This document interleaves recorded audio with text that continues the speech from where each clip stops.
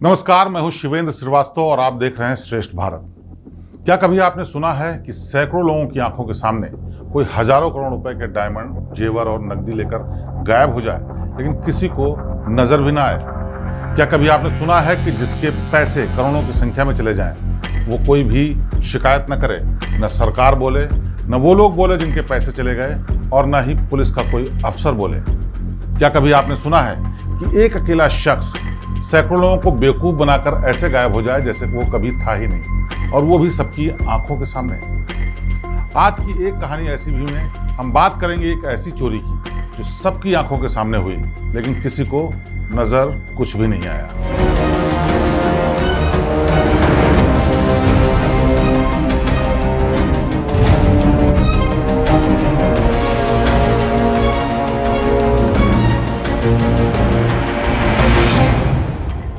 अपनी कहानी में आगे बढ़ाते हैं उससे पहले हम आपको बताते हैं एक बड़ा छोटा सा देश है, उसका नाम है मोनाको। इटली और फ्रांस से घिरा हुआ ये देश 2 किलोमीटर यानी 2 स्क्वायर किलोमीटर के एरिया में आता है, और वहाँ की आबादी आज की तारीख में करीब 45,000 है। लेकिन खास बात यह है कि इस 2 स्क्वायर किलोमीटर के देश में जितने भी लोग रहते हैं वो सब अरबपति हैं। अगर सपोर्टिंग स्टाफ की बात करें तो वो भी लखपति से कम कोई नहीं, लेकिन यहाँ के बाशिंदे सब अरबपति हैं। बड़े बड़े सुपरस्टार, बड़े बड़े स्पोर्ट्समैन, बड़े बिजनेसमैन के यहाँ पर बंगले हैं, और वो सिर्फ साल के कुछ महीने यहाँ रहने के लिए जाते हैं। लेकिन ये टैक्स हेवन है, इसकी वजह से सारे लोगों ने अपने बंगले यहाँ पर ले रखे हैं, और ज़्यादातर संख्या ऐसे लोगों की है जिनके पास अकूत और अथाह संपत्ति है।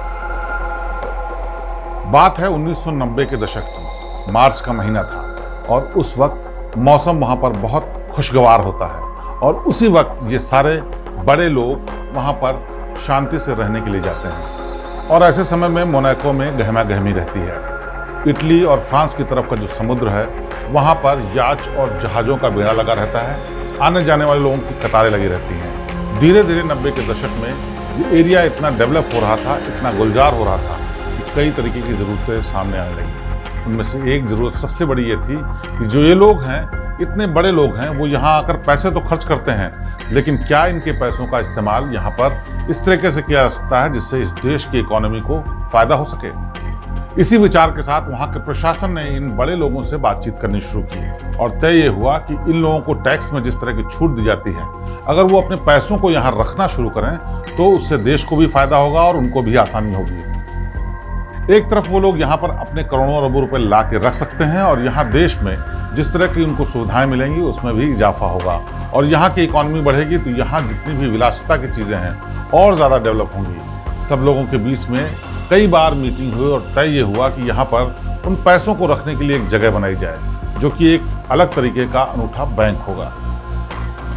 इस मीटिंग में तय हो जाने के बाद तय ये किया गया कि यहाँ पर एक बढ़िया बिल्डिंग बनाई जाए जिसमें सुरक्षित तरीके की एक सेफ होगी, जिसमें इन लोगों का पैसा, सोना, चांदी, हीरे, जवाहरात और कैश रखा जाएगा, और उसकी एवज में इनसे एक फीस ली जाएगी जिससे देश को भी फायदा हो सके और इनके पैसे भी सुरक्षित रह सकें। और इस मीटिंग में ये भी तय हुआ कि इसमें रखे गए पैसे की जानकारी देश और दुनिया के तमाम देशों को और सरकारों को नहीं दी जाएगी। एक तरीके से जैसे स्विस बैंक में पैसे रखने का सिस्टम होता है, वैसा ही सिस्टम तय किया गया, और इसका नाम रखा गया रॉयल कंसोर्टियम बैंक। यानी उन बैंकों का समूह जो लोग इस पैसे की जिम्मेदारी लेंगे, उनकी सुरक्षा देखेंगे, और इन पैसों का इस्तेमाल वो अपने बिजनेस को बढ़ाने के लिए लेंगे, देश की इकोनॉमी को बढ़ाने के लिए लेंगे।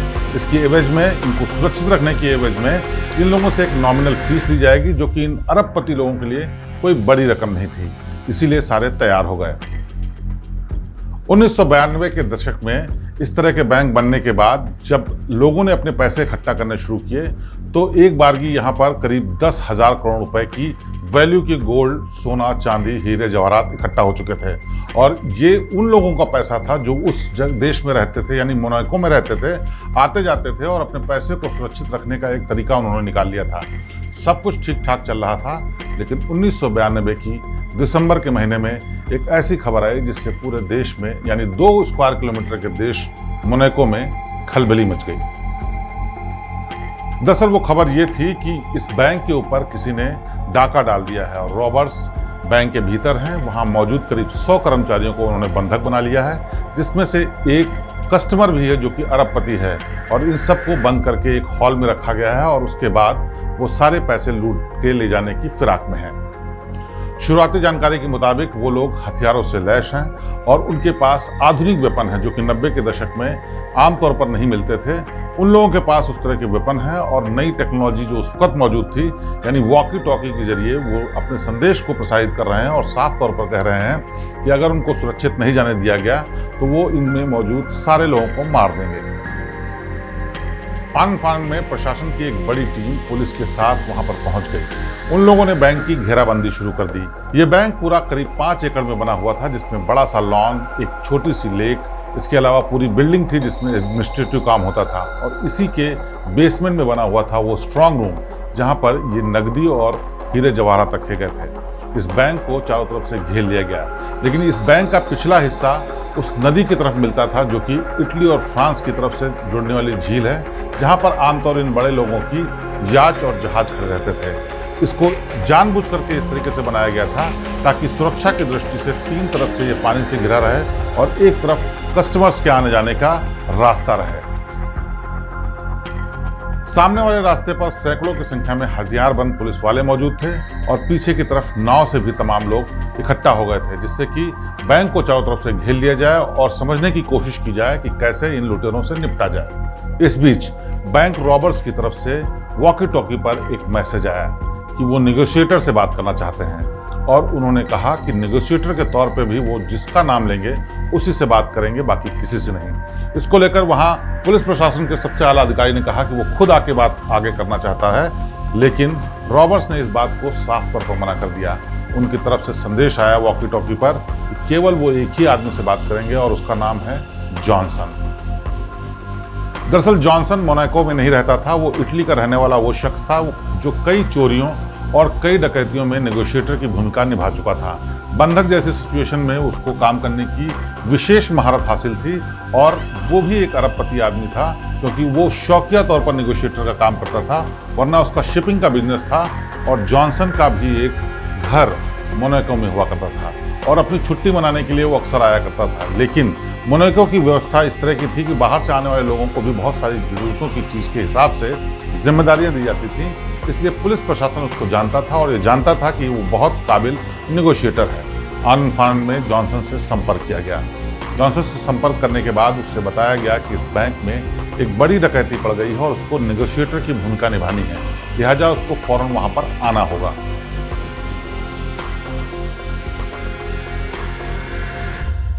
2 स्क्वायर किलोमीटर के देश में आने जाने में वक्त नहीं लगता है, इसलिए चंद मिनटों में ही जॉनसन उस जगह पर पहुंच गया जहां पर यह बैंक था। और बैंक के सामने जब वो पहुंचा तो हैरानी करने वाली बात यह थी कि जॉनसन एक बहुत बड़े ट्रक के साथ आया था। जब उससे पूछा गया इस ट्रक का क्या मकसद है, उसने बताया कि अपनी तमाम काम के दौरान उस ट्रक का इस्तेमाल करता रहा है, क्योंकि ट्रक के भीतर न सिर्फ उसके वो वेपन है जिसका इस्तेमाल वो नेगोशिएशन के लिए करता है, वो उपकरण है जिनका इस्तेमाल नेगोशिएशन के लिए करता है, बल्कि उसके अंदर बैठ करके एक तरीके से उसने वॉर रूम बना रखा है, जिससे कि वो नज़र रख सके, वहाँ पर स्ट्रेटजी तय कर सके, छोटी मोटी मीटिंग कर सके और जो रॉबर्स हैं उनके साथ कम्युनिकेट भी कर सके। इसलिए उसने अपना खुद का ट्रक बनवा रखा है जो कि एक तरीके से स्टूडियो की तरह है और वो उसी में बैठ करके काम करना चाहता है। बैंक के ठीक सामने उस ट्रक को पार्क करने के बाद जॉनसन ने अधिकारियों से बातचीत शुरू की और उनसे कहा कि वो बात करना चाहता है रॉबर्ट्स से। जॉनसन को बैंक के सामने आते हुए देख करके अचानक से वॉकी टॉकी पर आवाज आने लगी जो कि एक अधिकारी के हाथ में था कि वेलकम जॉनसन, हम तुमसे बात करने के लिए तैयार हैं, लेकिन हमारी शर्त है कि तुम सबके सामने नहीं अकेले बात करोगे। इस बात को सुनकर अधिकारी सख्ते में आ गए, लेकिन वक्त की जरूरत थी और वो चाहते थे किसी तरीके से बला टले, इसीलिए वॉकी टॉकी उसको थमा दिया गया। इस वॉकी टॉकी को लेकर जॉनसन किनारे गया, उसके बाद अपने स्टूडियो जैसे ट्रक में जाकर बैठ गया और वहाँ तमाम बातें करने लगा। इस बातचीत का सबसे अहम पहलू था कि जो बैंक के भीतर लोग बंधक बनाए गए हैं उनको कैसे छुड़ाया जाए, कैसे उन लोगों को सुरक्षित बाहर निकाला जाए जो कि कस्टमर हैं, कैसे बगैर किसी नुकसान के, किसी जान के जाए बगैर इस पूरी स्थिति से निपटा जाए। लिहाजा जॉनसन काफ़ी देर तक इन लोगों से बातचीत करता रहा। इस दौरान अधिकारी वहाँ पर हथियार लिए निशाना साधे बैंक की तरफ बिल्कुल मुस्तैद खड़े थे ताकि कोई अप्रिय घटना घटती है तो वो उससे निपट सकें। जॉनसन ने इन अधिकारियों को थोड़ी देर बाद बताया कि उसकी रॉबर्ट्स से बातचीत हो रही है और उनकी कुछ डिमांड्स हैं और वो चाहते हैं कि उनको यहाँ से सुरक्षित कुछ धन के साथ देने दिया जाए। उनके पास पूरा ब्यौरा है कि आखिरकार इस बैंक में कितने पैसे हैं। जॉनसन ने अधिकारियों को बताया कि रॉबर्ट्स के पास पूरी जानकारी है, क्योंकि अंदर मौजूद बैंक के अधिकारियों ने सारी जानकारी दे दी है कि आखिरकार लॉकर में कहाँ पर ज्वेलरी है, कहाँ पर डायमंड्स हैं और कहाँ पर नकदी है। लिहाजा जॉनसन से उस रॉबर्ट्स ने कहा है कि उनको कुछ चीज़ें मुहैया कराई जाएं, उसके बाद वो आगे की बात करेंगे। इस पर अधिकारियों ने नाराजगी जताई और कहा कि हम किसी भी तरीके के निगोशिएशंस इस तरह का नहीं कर सकते कि जब तक कि वो बंधकों को नहीं छोड़ेगा और उसके बाद हम आगे की बात करेंगे। लिहाजा जॉनसन ने एक बार फिर से बैंक रॉबर्ट्स से संपर्क किया। करीब 15 मिनट चली जॉनसन और रॉबर्ट्स के बीच बात बेनतीजा रही और अचानक से बैंक के ऊपर लगे हुए स्पीकर्स में से आवाज़ आनी शुरू हो गई, जैसे अंदर बनाए हुए बंधक लोग चिल्ला रहे हैं, रो रहे हैं। और इसी बीच रॉबर्ट्स की आवाज़ आई कि अगर आप लोग मेरी मांगे नहीं मानेंगे तो हम इनमें से कई लोगों को ख़त्म कर देंगे।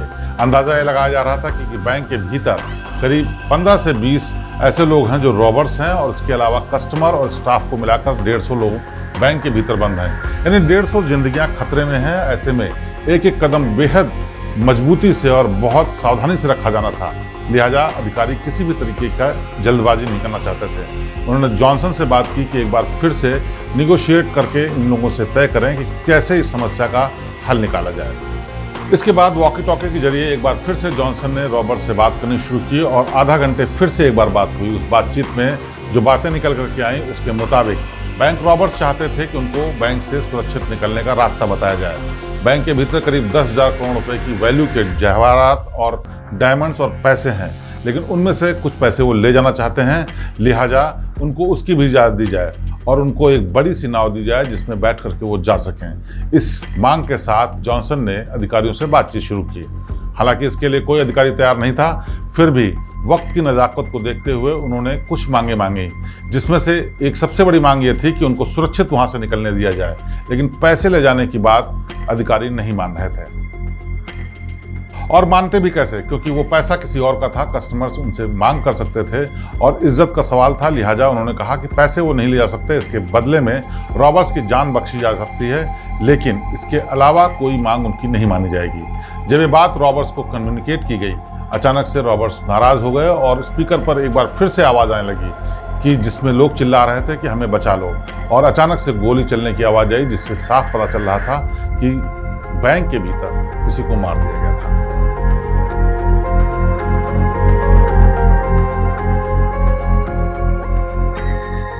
गोली चलने की आवाज़ के बाद अधिकारी सख्ते में आ गए। आपस में बहस शुरू हो गई कि आखिरकार नेगोशिएटर के अलावा कोई दूसरा क्यों इसमें दखल दे रहा है और किसी एक गलती की वजह से अगर किसी की भी जान जाती है तो उसकी जिम्मेदारी कौन लेगा।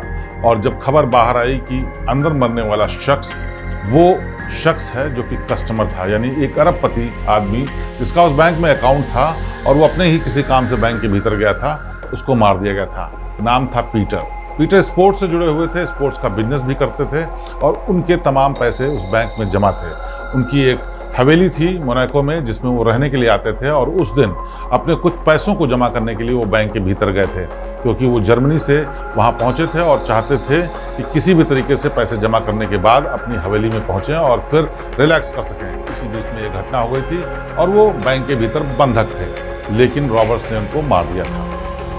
अब स्थिति बेहद तनावपूर्ण होती जा रही थी, क्योंकि एक वैल्यूएबल कस्टमर नहीं बल्कि अरबपति कस्टमर को रॉबर्ट्स ने मार दिया था और अधिकारियों के पसीने छूट रहे थे। इसी बीच एक बार फिर से वॉकी टॉकी पर संदेश आया कि हम नेगोशिएटर को चाहते हैं कि वो बैंक के भीतर आकर हमसे बात करें, क्योंकि वहाँ बातों में दखलंदाजी हो रही है। अब फैसला करने की बारी थी जॉनसन की और उन अधिकारियों की जो वहाँ मौके पर मौजूद थे। काफ़ी विचार विमर्श के बाद तय हुआ कि क्या जॉनसन को बैंक के भीतर भेजा जाए।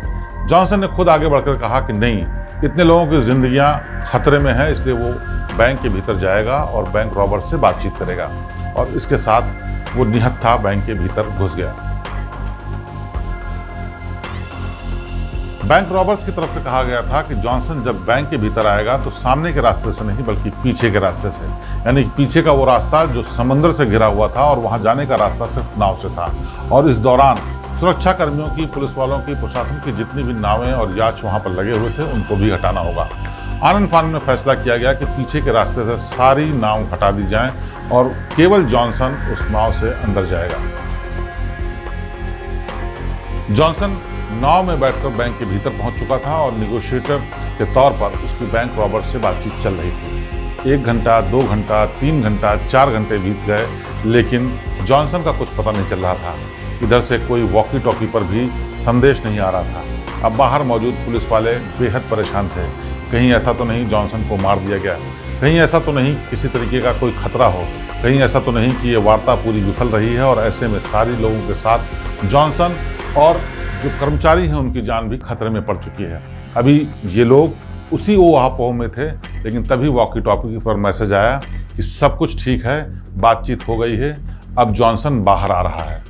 चंद मिनटों में जॉनसन सामने के दरवाजे से बाहर आता है और अधिकारियों को बताता है कि उसकी वार्ता सफल रही है, लेकिन उसमें कुछ शर्तें हैं। उन शर्तों के आधार पर इन लोगों को, यानी बंधकों को, कर्मचारियों को छोड़ दिया जाएगा, लेकिन इन रॉबर्स को छोड़ना होगा और उसकी एवज में उनको केवल 100 करोड़ रुपए चाहिए। जहां 10,000 करोड़ रुपए की संपत्ति फंसी हुई थी, वहां पर 100 करोड़ रुपए की वैल्यू के हीरे जवाहरात या पैसे जाना कोई बड़ी बात नहीं थी। लिहाजा तब तक पूरे देश में, यानी मोनाको में, उन अरबपतियों को भी पता चल चुका था कि यहाँ पर एक बड़ी रॉबरी हुई है और वो चाहते थे कि इस संकट का समाधान जल्दी निकले। इसीलिए इस पर चर्चा करने के बाद तय हुआ कि 100 करोड़ रुपए की यह रकम बैंक के अंदर दे दी जाए और इन रॉबर्स को सुरक्षित जाने दिया जाए ताकि इस समस्या का समाधान हो सके। अब बारी उन रॉबर्स की थी कि उनका अगला मूव क्या होगा, लेकिन उन्होंने फिर से एक ऐसी शर्त रख दी जिससे अधिकारी फिर से सख्ते में आ गए। दरअसल जब उन लोगों की शर्त मान ली गई कि 100 करोड़ रुपए और सुरक्षित रिहाई की जाए, तो उन्होंने कहा कि इस रिहाई की गारंटी के बदले वो चाहते हैं कि जॉनसन उनके साथ कुछ दूर तक जाएगा, उसके बाद उसको छोड़ दिया जाएगा। रॉबर्ट्स ने यह भी कहा कि अगर जॉनसन चाहे तो किसी अधिकारी को साथ में लेकर के आ सकता है ताकि उसको अपनी सुरक्षा की गारंटी रहे और 2 लोग साथ में रहें। लेकिन जॉनसन के अंदर आने के बाद और उन लोगों के सुरक्षित निकल जाने के बाद ही इस पूरी बैंक रॉबरी का किस्सा खत्म होगा और सारे बंधक छोड़े जाएंगे। काफ़ी विचार विमर्श के बाद जॉनसन ने कहा कि वो इतने लोगों के लिए अपनी जान का खतरा उठाने को तैयार है, लेकिन वो अकेले ही बैंक के भीतर जाएगा क्योंकि वो नहीं चाहता कि किसी की जान उसकी वजह से खतरे में पड़े।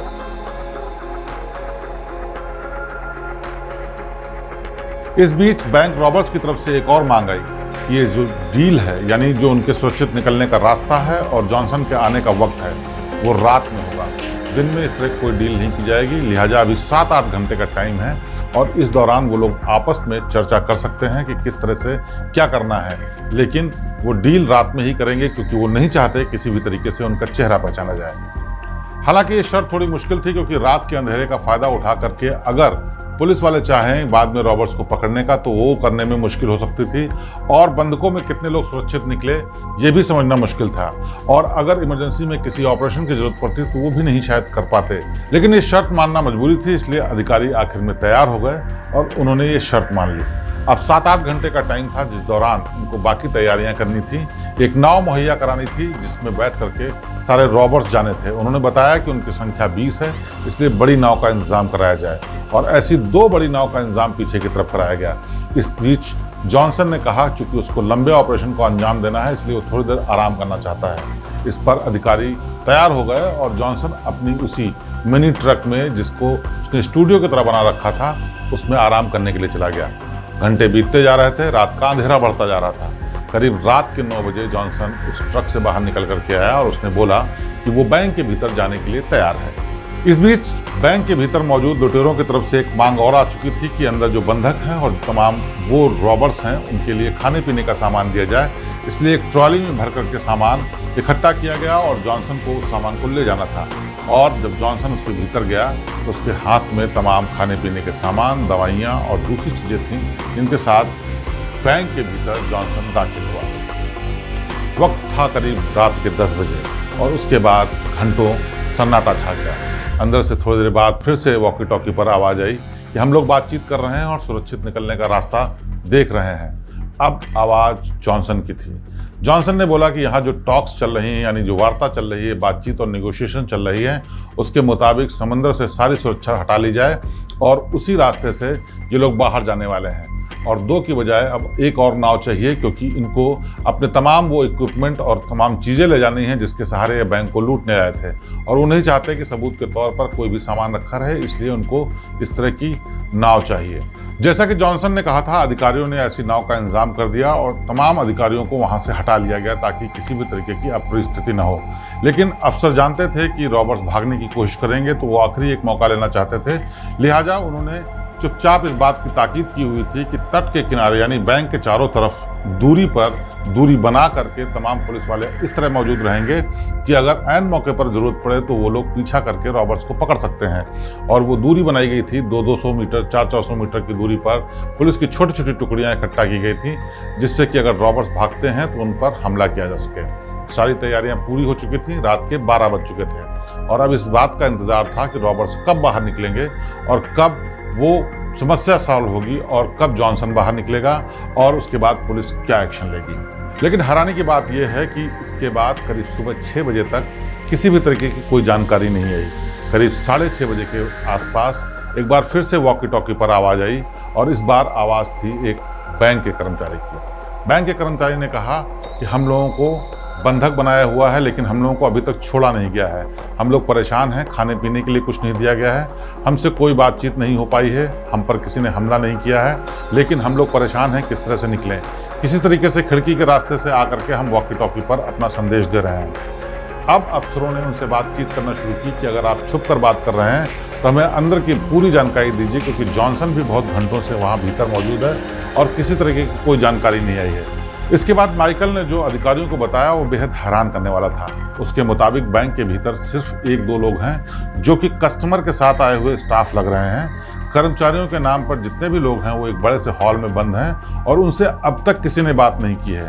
बीच में जान से मारने की धमकी देने वाली बात जिस पर चिल्लाने की बात थी, वो उनका शोर उस वक्त का था जिस वक्त उनको हॉल के भीतर बंद किया जा रहा था, और इस बीच उनसे किसी ने कोई बात नहीं की है और इसके बैंक के भीतर कोई भी रॉबर मौजूद ही नहीं है। ये सुनते ही अफसरों के पैर के नीचे से जमीन खिसक गई। उनको समझ में नहीं आया कि आखिरकार क्या हो रहा है। पिछले 24 घंटे से जिन बैंक रॉबर्स से बातचीत हो रही है वो आखिर कौन है और वो लोग कहाँ से बात कर रहे हैं। लिहाजा उन्होंने और तफसील से बात करनी शुरू की। माइकल ने बताया कि जब बैंक में रॉबरी की घटना शुरू हुई उस वक्त वहाँ पर कुछ लोग आए और उन्होंने बंदूक की नोक पर उन लोगों को एक हॉल के भीतर बंद कर दिया। हॉल को बंद करने के बाद उन्होंने ताकीद दी कि किसी भी तरीके का कोई कम्युनिकेशन, किसी तरीके की कोई भागने की कोशिश की तो गोली मार दी जाएगी, और पूरे हॉल को सील कर दिया गया। ये वो वक्त था जब लोगों के पास मोबाइल फ़ोन नहीं होते थे, इसलिए कम्युनिकेशन का रास्ता सिर्फ लैंडलाइन फ़ोन हुआ करता था। लैंडलाइन के तार काट दिए गए और कोई कम्युनिकेशन का रास्ता नहीं था। लिहाजा वो लोग हॉल के भीतर ही बैठने के लिए मजबूर थे। लेकिन हैरानी की बात यह थी कि जिन बैंक रॉबर्स की बात लगातार जॉनसन और अधिकारी कर रहे थे उनमें से कोई भी बैंक रॉबर बैंक के भीतर मौजूद ही नहीं था। ये सुनने के बाद अफसर सख्ते में आए और उन्होंने फौरन फैसला किया कि वो पूरी टुकड़ी के साथ बैंक के भीतर जरूर दाखिल होंगे। इसके लिए परमिशन ली गई और पूरी की पूरी फोर्स बैंक के भीतर घुस गई। चंद मिनटों में बैंक के भीतर चप्पे चप्पे पर पुलिस थी और हर तरफ सर्च चल रही थी, लेकिन कहीं भी न तो जॉनसन दिख रहा था और न ही वो बैंक रॉबर्स। बस जगह जगह पर कुछ स्पीकर्स और वॉकी टॉकी लगे हुए थे, रखे हुए थे, जिनसे ये पता चल रहा था कि इनके ज़रिए कम्युनिकेट किया जा रहा है। और कम्युनिकेट करने का जानकारी उन लोगों के पास पहले से थी, क्योंकि इन्हीं वॉकी टॉकी के जरिए बातचीत अफसरों और जॉनसन और बैंक रॉबर्स के बीच में हो रही थी। हैरानी तब और ज़्यादा बढ़ गई जब देखा कि बैंक के बेसमेंट में जहाँ पर सारे पैसे रखे हुए थे, जेवरात रखे हुए थे, वहाँ पर एक बड़ा सा गड्ढा किया हुआ है और वो गड्ढा समंदर में जाके मिलता है।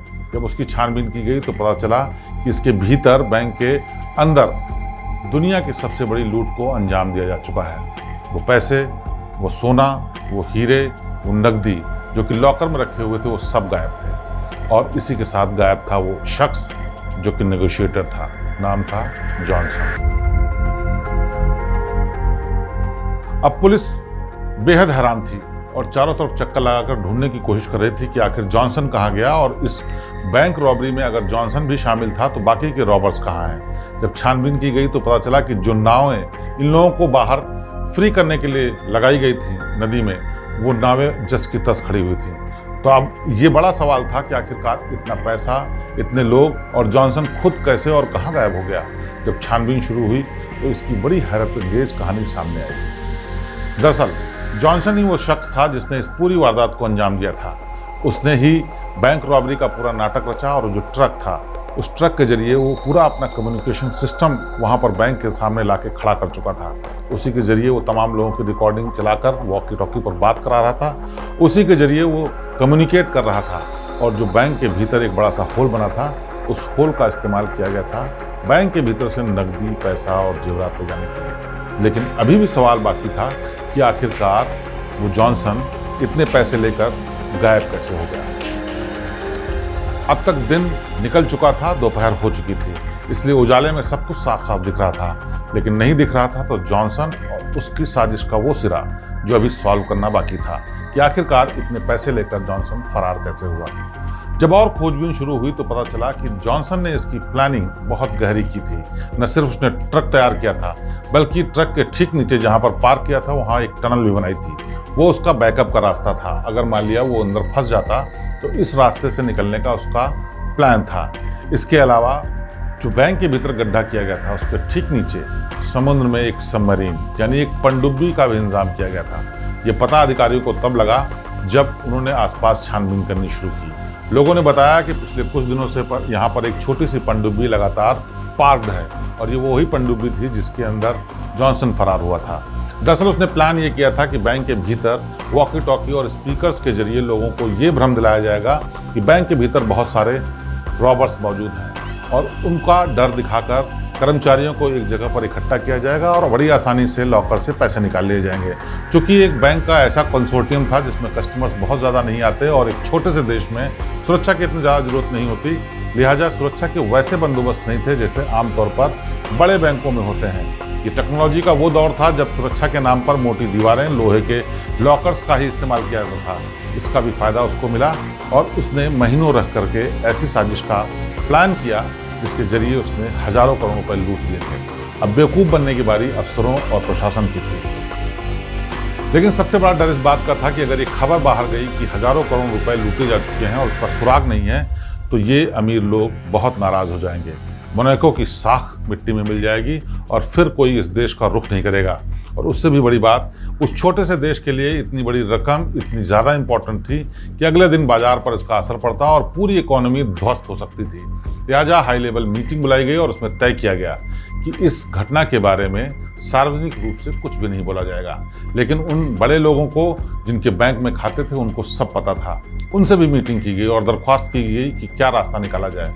हैरानी की बात देखिए, जिनके हजारों करोड़ रुपए लूट चुके थे अब वो शांत थे और वो चाहते थे कि इस घटना की चर्चा कहीं न की जाए, क्योंकि उनको भी डर था कि अगर जांच आगे बढ़ेगी तो जांच ये भी होगी कि आखिरकार ये इतने पैसे आए कहाँ से, और वो ज़्यादातर काला धन था। लिहाजा वो नहीं चाहते थे कि खबर बाहर आए। ऐसे करीब 40 लोगों के पैसे पूरी तरह से हवा में उड़ चुके थे, जिनके हिस्से में करीब 50-50 करोड़ रुपए कम से कम नुकसान के हिस्से में आए होंगे। लेकिन किसी ने भी शिकायत करने की बात नहीं की।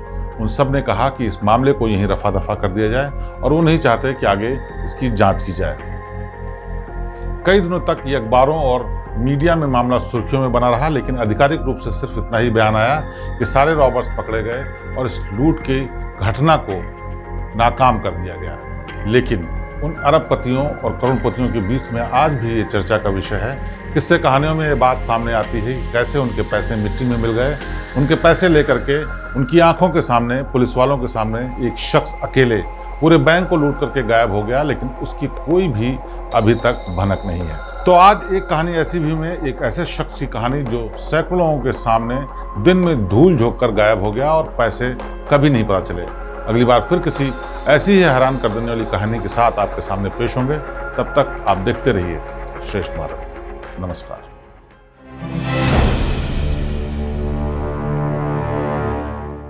श्रेष्ठ उत्तराखंड पर खबरों से जुड़े रहने के लिए चैनल को सब्सक्राइब करें, बेल आइकन दबाएं और देखते रहें श्रेष्ठ उत्तराखंड।